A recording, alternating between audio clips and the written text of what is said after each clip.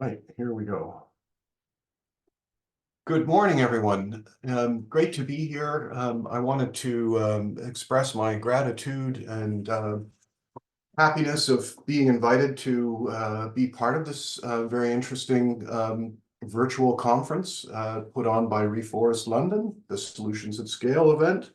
And I am here today to talk about tree protection bylaws and how are they working or how they work. And I think there was a quick introduction. My name is Philip van Wassenaer, and I'm the principal consultant at Urban Forest Innovations. So just to give you a quick outline of what I intend to try and cover very quickly in the next 30 minutes or so.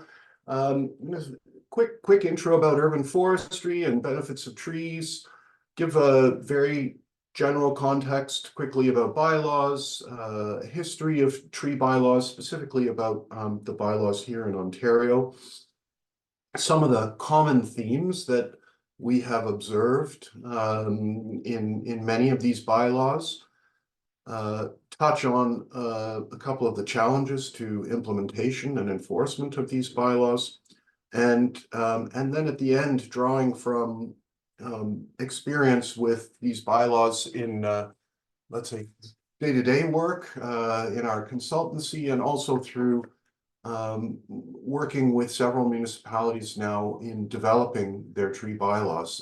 Some of the strategies that we've drawn out that we think may be more effective for bylaws, especially if you don't have one and you're considering implementing one.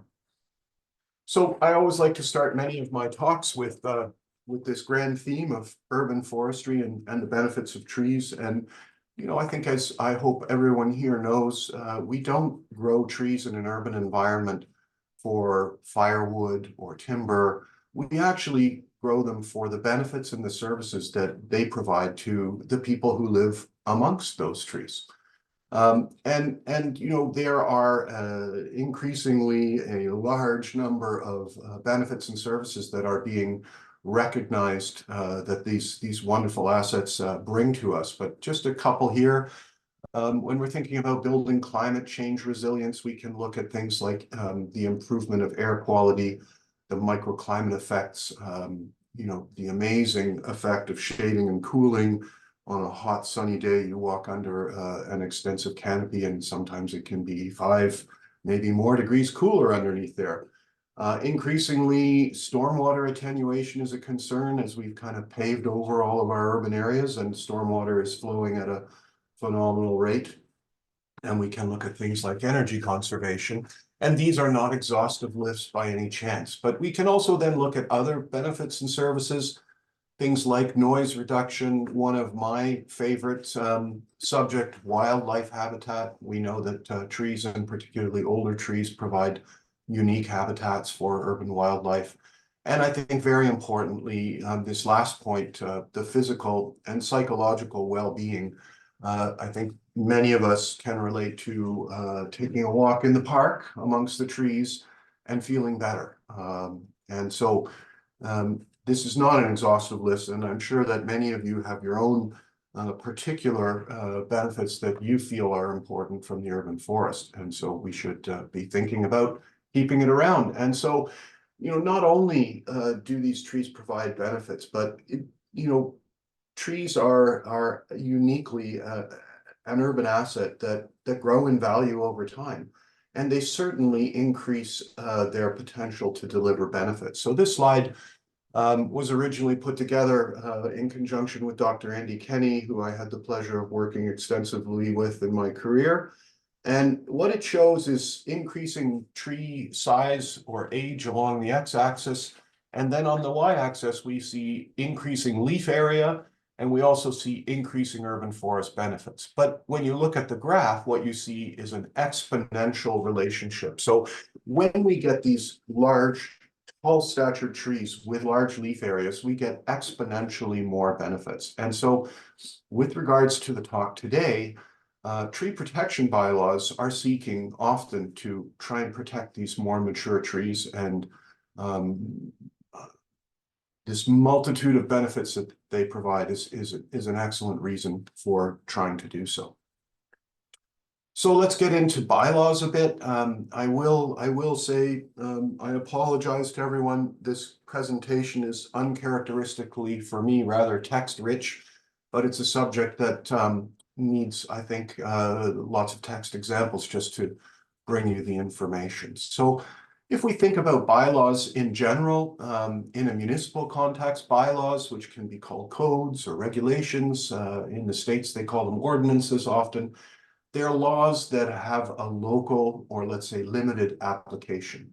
They are often passed by a governing council, by council, city councils, under the authority of a higher law. So in Ontario, we have something called the Municipal Act, which allows for municipalities to do all kinds of activities, but there's enabling legislation that allows for the passing of bylaws in municipalities.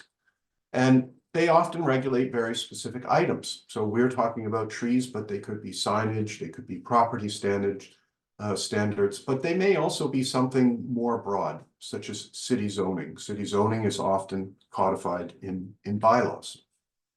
And so focusing down to the topic at hand, tree protection bylaws. There has been an increasingly, let's say, attention towards looking at bylaws. My consultancy works extensively with municipalities in the realm of urban forest management planning, and I can tell you that pretty much each and every one of the 20-some projects we've done, there is at least some discussion around private bylaws. So these bylaws allow for the regulation of the injury, destruction, and/or in some cases, planting of trees. Many communities regulate the cutting of trees in woodlots. Not as many regulate individual trees on private properties, and I'll speak to that in just a moment. And many communities that don't have private tree bylaws still do have bylaws that regulate their own trees, so the municipal trees in streets and parks. And the graphic here on the left bottom of the slide, provided by my good friend and colleague Margot Ersick. We are currently working together on revamping and revisiting the Guelph private tree bylaw. So we've been doing some research into sort of the current status, and we looked at not all of Ontario, but we looked at 30 municipalities that are considered as comparators for Guelph. And what we found is that 27 of those 30 have private woodland bylaws, so bylaws in woodlots for forest harvesting, etc. 25 out of the 30 have public tree bylaws, so protecting streets, parks, municipal trees. And a smaller number, only 19, have private or individual tree bylaws. So we can see that the bylaws for private trees are not as prevalent as protecting municipal assets or woodlots.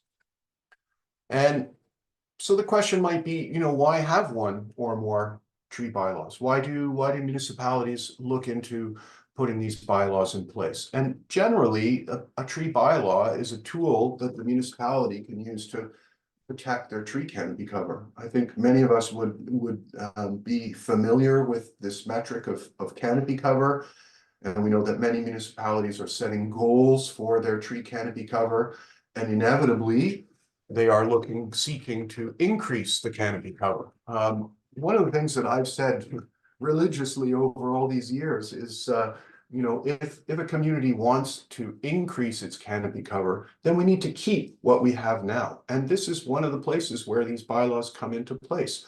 If we don't preserve what we have, then every day we're moving backwards, and it's quite an effort with planting little tiny trees to actually move forward. So and these bylaws have create the opportunity to educate people about trees. This is really a prevalent one because over time, when I look at the outcomes of bylaws and how effectively they actually protect trees, that could be another whole presentation for discussion, but certainly we have the opportunity through these bylaws to educate people. We can, in many situations, deter or prevent the unnecessary removal of trees. We certainly can ensure that approved tree removals are done in accordance with the applicable rules. It can facilitate the tracking of removals and replacements so we can see where we are losing or gaining back our urban forest. And importantly, I think, provide some sort of a legal basis for getting these replacements or compensation trees. I have another talk that I've delivered a few times. It's called The Myth of Tree Replacement, because I don't feel that these tiny little trees that we're planting back have much of a chance to replace, you know, these majestic large trees when we lose them. But these bylaws at least provide an opportunity for a municipality to enforce the replanting and compensation for the loss of trees when it occurs. And so just to look at a little bit of the history, you know, bylaws, tree protection bylaws vary quite extensively across the country. In a previous iteration of this presentation, we looked more extensively at other provinces, but I've chosen to, with only half an hour, try and focus on Ontario here. And Ontario has the most private tree bylaws and among the most restrictive from the work that we have done in the past, looking at other places. And actually, only a few other provinces actually enable tree bylaws. Some provinces, they're just not allowed. I won't say where. And initially, these bylaws have always been a response to the loss of trees. So for example, here we have for these woodlot bylaws, they were initially developed when we started to see really a rapid loss of forest cover in southern Ontario. And we see a metric there, one county lost 73% of its woodlot area between 1961 and 1986. And almost all of that cover was on private lands because, you know, in southern Ontario, very little of it is Crown forest. And where it's Crown forest, ostensibly the Crown has some more ability to protect it if they don't give logging licenses to remove it. But so these forest cover bylaws really were a reaction to the loss of forest. And I would say that I think the private tree bylaws are similarly reactive to that loss. I certainly know in the city of Toronto, which was one of the early adopters of private tree bylaws, their first bylaw was certainly in reaction to some rather onerous tree removal that happened within the city. And so for the woodlots, the response was to start to develop these bylaws that are enabled under what was called the Trees Act and is now called the Forestry Act. And these ones regulate more, let's say, logging or harvesting in woodlots and not individual trees. Initially, many of them provided sort of a minimum diameter that you could cut, but what it actually did is some of those diameter limits actually promoted people to take the big trees, what's called high grading. And so some of the bylaws still retain that, but most of them now look at things like good forestry practice, and the bylaws seek to enforce that good forestry practices are undertaken on these private forests in southern Ontario. And as I mentioned, many Ontario jurisdictions, as we saw, also choose to regulate trees, individual trees on private properties. So people's backyards, their front yards, but not the municipal trees and not the parks trees. And as I think I mentioned a bit earlier, bylaws are enabled generally by the Municipal Act, and certainly tree cutting bylaws are enabled through this act. And you know, when we talk about the urban forest, these are the types of bylaws that are most often useful for urban foresters to protect their trees. And of course, arborists are quite involved in, let's say, implementation and dealing with these bylaws on a day-to-day basis, helping their clients along. And many of them have common elements, and some of them have some significant differences. So that's what we're going to explore a bit now. Some of the common elements that we've seen, we've kind of grouped them into, first of all, they define some sort of area where the bylaw is applicable. They have specific criteria for what needs to be protected. They all have exemptions, and many of them have a permitting and appeal process. So in the end, most of these tree protection bylaws, if you really narrow it down, they're a permitting process to enable the removal of the trees. And in some situations, they will allow for the prevention of those removals. And they also, in almost all cases, allow for the ability to levy fines or to put stop work orders in place. So as I mentioned, the first one, a defined area, any bylaw needs to be, fairly explicit about where it applies. And so I'm not going to read all of these examples, but there's a number of them here in front of you. For example, the first one in Richmond Hill, you need to obtain a permit before injuring or destroying any tree on private property. If we go further down the line, some of the ones from Western Canada, no person shall cut down a protected tree growing on urban land, rather broad. These bottom ones are actually more looking at the public spaces. So in Calgary, it's desirable to protect, preserve, and retain trees in public spaces owned or controlled by the city. So that would be an example of defining where let's say the street tree bylaw is applicable. If we look at some more specific examples from Ontario, once again, Margot helped to provide this because we've been working together, and I would say that's the most up-to-date project that we're working on now, where we have some information to share. So I also said that the bylaws need to qualify which trees are protected and which are excluded. So we've grouped them into 4 different areas here. The scope of what's regulated in the first one is all trees, irrespective of size, on specified private lands. So both Ajax and Whitby describe environmental and open space lands. All those trees are protected. In some communities, all trees above a specified diameter on specific private lands. So in Pickering, a tree needs to be at least 2.5 centimeters in diameter and also in a tree protection area. And here we have another example, Brantford, Kitchener, Guelph, at least 10 centimeters diameter on specific lands. We also have bylaws that look at all trees above a specific diameter on private lands. So Kingston, Mississauga, Oakville, they start at 15 centimeters or larger. The other one here, Brampton, and also the City of Toronto, consider protecting trees that are 30 centimeters diameter or larger. And diameter refers to diameter at breast height, here in Canada, 1.4 meters. And some of them combine different trees in different areas. So London, for example, all trees greater than 50 centimeters are protected, and trees of at least 10 centimeters diameter in what are called mapped tree protection areas. So there's 2 categories. And Ottawa, we worked with them on their urban forest management plan, and bylaws were certainly concerned there. And where they are now, subsequent to the UFMP, they did develop revisit their bylaws.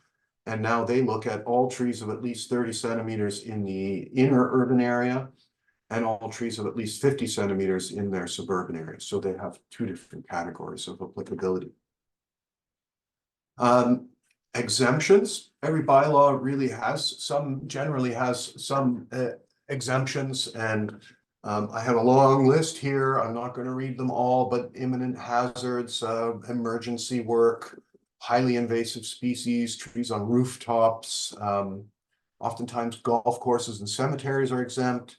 I don't really like that exemption very much. I don't see why, but they are. And a few more here, trees removed under site plan or other development approval. So you can see there's a long list, and this is a place where some bylaws are the same, and some of these you would find in almost everyone, such as imminent hazards. And some of them are quite specific to the municipality's bylaw. As I mentioned, usually there's some sort of a permit process involved with injury or removal of protected trees. So for Toronto, for example, in the middle, any activity that can cause a tree of 30 centimeters or more in diameter to be injured or removed on private property is prohibited unless authorized with a permit. So this is what I said earlier. I think that's a good example of how the bylaws don't necessarily, I don't know any bylaw that says you shall not cut down any tree greater than 30 centimeters on your private property under any circumstances. Of course, there's always a tension because it's private property and it's being regulated. But this is an example where it does define that trees greater than 30 centimeters, you will have to have a permit to do that. So permits can increase the community's control over which trees are removed. And if there are costs associated with the permits, they can help offset the administrative costs. And we will get to costs as one of the challenges in a couple of minutes. And then lastly, generally there's permit conditions. So tree removals often can be contingent on certain other conditions. As I mentioned earlier, one of the, let's say, bonuses of bylaws, if they can't prevent the removal of trees, they certainly can ask for replacements or compensation. So the other thing is that I'm not sure if I mentioned this before, some of the bylaws also, apart from these actual size limits, etc., many of the bylaws actually state if the tree is a replacement tree. So if you've got a permit and you replaced, you were required to replace trees, those new replacement trees are also protected under the bylaw. And so that's here, you know, maybe in the middle one,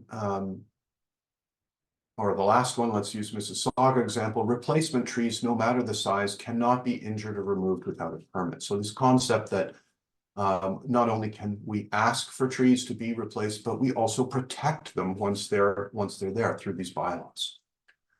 And I think in another, you know, we look at compensation as one of those things that is a benefit from having these bylaws. So we have all kinds of different formulas, and I, you know, can't spend too much time, but we can look at a few examples here. Toronto classically asks for a 3-to-1 replacement ratio. And if you cannot put those trees on the private property, there are provisions for cash in lieu. And in Toronto, it's $583 for a tree. So if you remove a tree and you don't want to replace trees, for the paltry sum of about, you know, $1,800, you can have that tree removed. You can give the city $1,800 and you're done.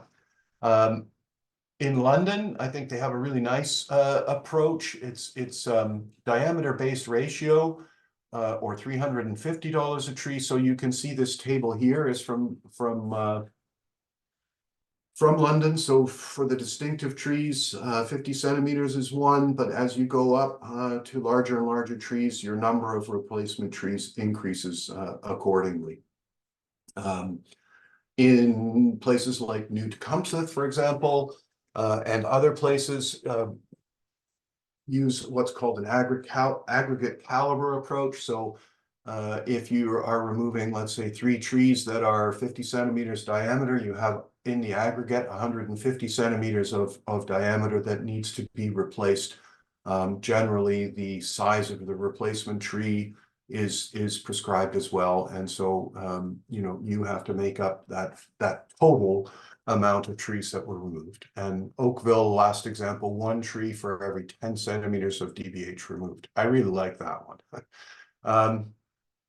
And seeing I have 5.5 minutes left in my time, I'm going to just keep moving along. You know, really, as the last resort are these fines and stop work orders, and there's a few examples here. Maybe the Toronto one, which really gives some good numbers. So a person that's convicted in an offense under the bylaw a minimum fine of 500 per tree to a maximum of 100,000. And there can be special fines of another 100,000 added on. So, you know, these are big numbers. Do we see those numbers actually being collected very often? In my experience, no. But perhaps they may be a deterrent to people thinking about removing those trees. And so then we get to some of the limitations. I've spoken to this a little bit. In Ontario, private tree bylaws can't prevent tree removal when a site is subject to formal development approval process. So, you know, essentially, where the reason for that is our the structure of our enabling legislations here in Ontario. So the Planning Act supersedes the Municipal Act. Stands at a higher status, and the Municipal Act is what enables the bylaws. So if you're in a planning environment, then the act that governs that planning supersedes the act that might protect the trees. What we do know, and we have been recommending to many municipalities over the years, is that where their opportunity is maybe not through the bylaws, but through their planning process. And so if on conditions of approval, things like tree preservation and compensation are put into place, then you don't need the bylaw, or when the bylaw is suspended, so to speak, you still have some opportunity to look at managing these trees the way we would like. And so, as I mentioned, the superseding of the Municipal Act is why that happens. And so in the end, private tree bylaws focus on trees before, after, and outside of the development process. And I'm just going to move, we kind of put together, slide I thought was coming isn't, but so let's go to some of the challenges of implementation. I mean, the first one is just generally people's disdain for tree protection bylaws. So this is my property. I don't want you to tell me what I can do on my property. And when, you know, the discussions are happening in terms of implementation of these bylaws, you know, what we really need to do is focus on the communal good of these trees rather than just their contribution to the private property. We have generally a lack of reporting of bylaw violations. In many places, the municipality relies on, you know, the neighbor or someone observing it to report. And this is a big one, the lack of resources for the effective and comprehensive enforcement. There's not enough staff to undertake the enforcement for compliance and to go around and watch for this. And in many cases, a lack of council support to allow for the legal department to actually pursue these violators and seek those big fines that can be sought. So oftentimes, even with really good evidence, a really good case, the Urban Forestry Department brings it up to council, and council says, oh no, I don't think we're going to pursue that. We're not going to put the legal department to go after that. So that leaves a big hole in the whole thing. We have the bylaw, we catch people red-handed, but nobody will pursue them. So and then, you know, this other challenge that when you're in development, it doesn't allow for the bylaws to really have a lot of power. And let's face it, I think many communities are concerned about the loss of trees through development, and they're seeking to regulate that through bylaws. So, you know, this loophole of not being enforceable during development process is a difficult one. And this was the slide that I was hoping to show you. So just quickly, you know, if you have a tree on your property in one of these communities that has a bylaw and you're not doing any development, that tree is protected. If you have put forward a development application and you are now in the development process, that tree is no longer protected by a bylaw. But if you have progressive policies and that can constrain or put conditions on planning approval, you may have some protection, but that's the only way to do it. And after development, if the tree survives and thrives, it's now protected again by a bylaw. And if it doesn't, the only way you're going to have any recourse is if you had some sort of planning conditions or constraints on the development that pertain to trees. So that's the way we see it happening. You know, here's just quickly some photographs. I think everybody, if you're concerned about trees, don't like to see these types of these slides.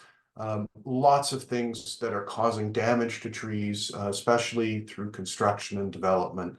And these things are often difficult to regulate with bylaws. So I know I'm sliding slightly over time. A couple of things that we, think are really effective for bylaws. First of all, tailor it to your local needs and values. Don't just try and take a cookie cutter bylaw from somewhere else and put it into your community. Understand what the nature of the urban forest is, its extent, and where it really is. If it's not extensively in private property, then a private bylaw may not help you very much. And what's the primary cause of canopy loss that you're looking at? Is it actually development, or is it private homeowner removals? Again, if it's development, you may want to look hard at fighting for a better development process that can help protect trees rather than putting in a private tree bylaw. And are the resources actually available? If you can enforce it and administer the bylaw, maybe you should be spending your time and effort and money elsewhere. Again, maybe on developing better planning policy. And then some of the best practices, just from the literature and from some of our experience, clarity is really important. Provide details about what's permitted, what's not, make it abundantly clear.